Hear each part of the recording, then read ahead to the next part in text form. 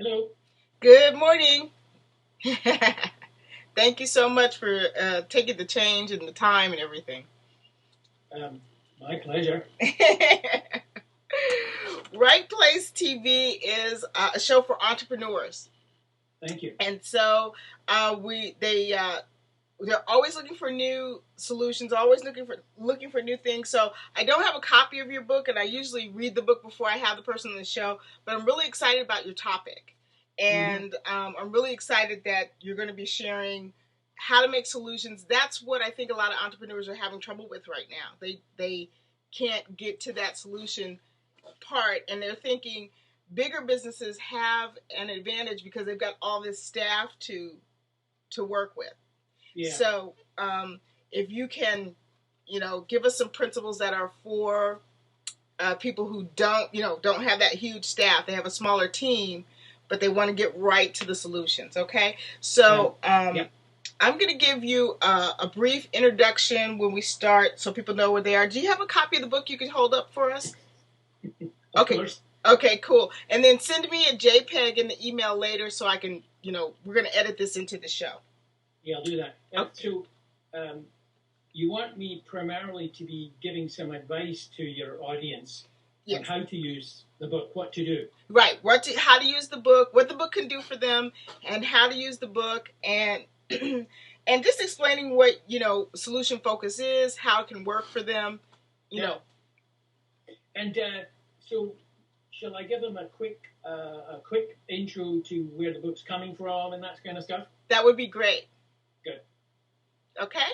It'll be like a conversation between us, and what happens is that the audience gets to listen in and glean the nuggets from you. So you'll be doing most of the talking. I'll really just be asking you questions. I might stop you to clarify something if you use a term that I know they don't widely understand. I might interject that way. But really just, tell us about the book and tell us, what you were thinking. I'm excited about the topic, and I can't wait to get one myself. So I really liked the information your publicist sent me. So I get a ton of stuff. So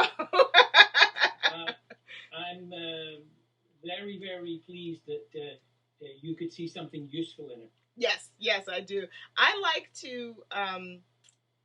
I'm not one of those people that likes to keep talking about the problem. We know the problems are. I like to get to solutions. So you really, that really went straight to how I like to do things. So I think that's really critical because most entrepreneurs have the same thought in their head. What they don't appreciate is that their folks like to talk about the problem. Yes. Often because, of course, their folks don't really understand fully what it is the boss wants them to do because entrepreneurs are always ahead of the game. Mm-hmm. Mm-hmm. So anyway, I'll talk about that. Okay, very, very good. So we'll start right here. Yep. Hey, this is Dr. Wright. I have a great interview with Alan Kay. He has just written a book called The Solution Facilitator Handbook. This book is going to be really exciting for entrepreneurs. I'm excited to have him on the show because I like to get to the root of the problem. You guys know me. I like to get and solve the problem.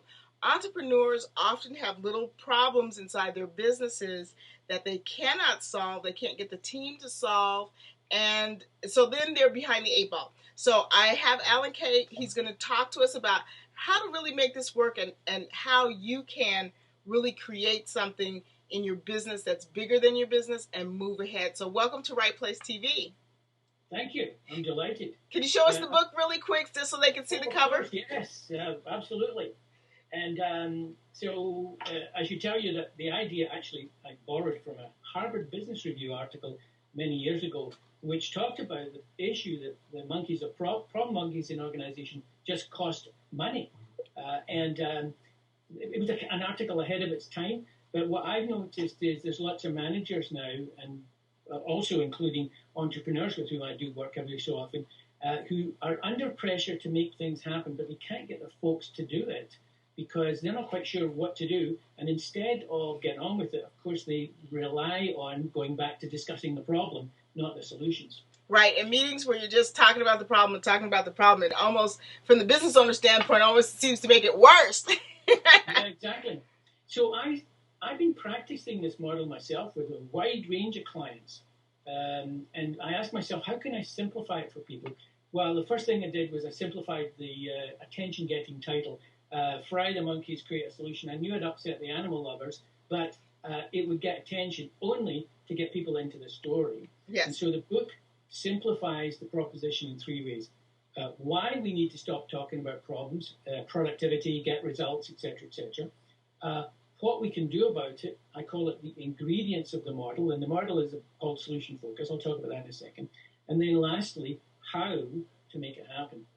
There are, from some of my colleagues and some of my own work, actual tools in there you can use. And a couple of them, you could go to the next meeting, use the questions that are in those tools, and see a difference right away. That's awesome. Let's talk about solution focus and exactly what it is. Thank you. First of all, I want to say that on the book I say I'm not a guru talking about my theory, and nor is it theory.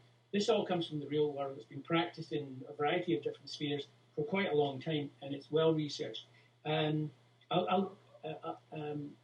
break it down into 3 simple things. Fundamentally, all we're trying to do is ask better questions, and how we do that structurally is we do a counterintuitive thing when there's a problem. We ask, instead of what's the problem, what's working? So we kind of assess what the tools are that we've got to make progress based on what's already working. There's always stuff working. That's completely counterintuitive. Yeah. Well, the human race has been doing this successfully for 200,000 years, and it's resulted in a lot of good stuff. It's just not the right way to go about it in organizations anymore.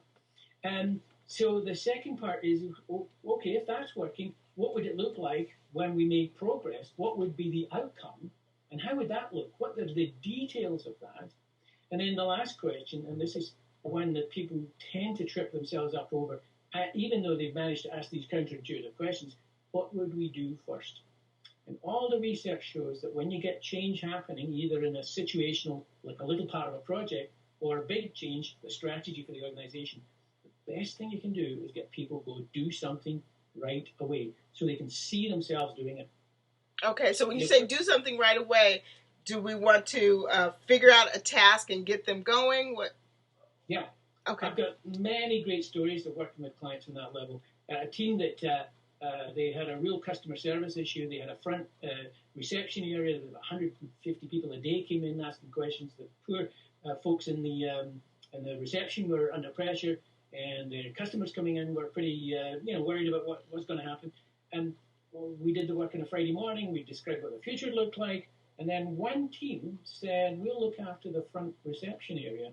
And over the weekend, they put up a frequently asked questions monitor on above the receptionists.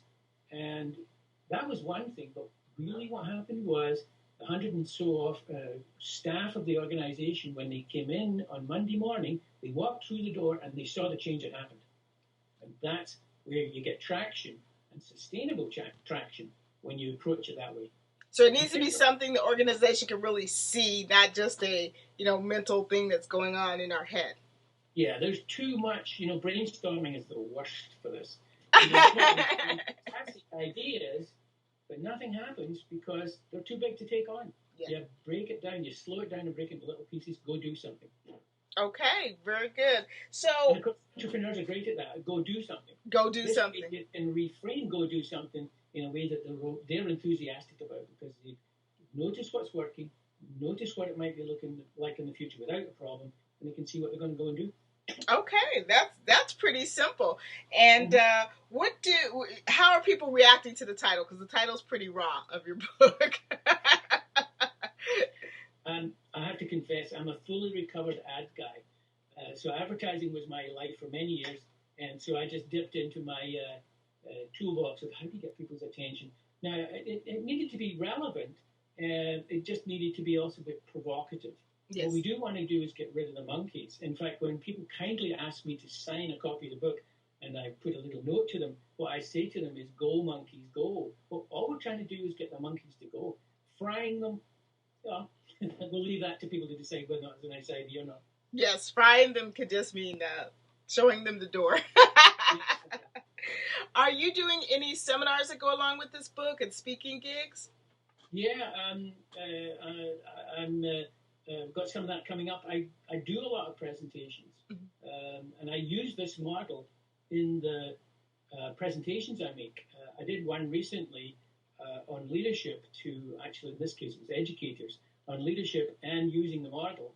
And of the 56 presenters at this conference, I was rated number one. Wow. That was good. And it's not easy to be rated number one, but it can be done. But motivating people that way. What was different was, because we used the model in the actual learning that they got, they were going away with plans. Mm-hmm. And what we got was tremendous verbatim feedback on why it worked for them. They didn't just learn something interesting. They got a plan. Mm-hmm. They walked away with something solid. That's awesome. Well, I definitely see a TED Talk in your future. So when you get out there, say hi to Dr. Wright. Thank you so much for joining me.